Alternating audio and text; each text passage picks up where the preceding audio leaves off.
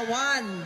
Ngunit narito rin ako para sumabay sa inyo for the first time. Alam ko na matagal na kayong pabalik-balik po rito. Walang kupas, walang kapaguran, walang pag-give up, tunay na tunay pabalik-balik upang lamang intayin ang paglaya at paglabas ng ating minamahal na Presidente Rodrigo Roa Duterte.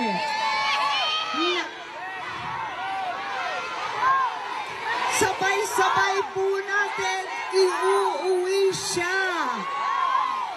Siguraduhin po natin na magkaisa tayo.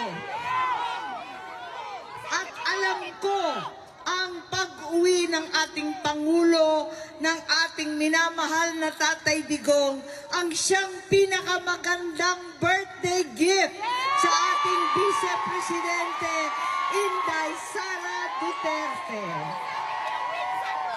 Kaya, bigay na natin ang birthday gift na kailangan niya.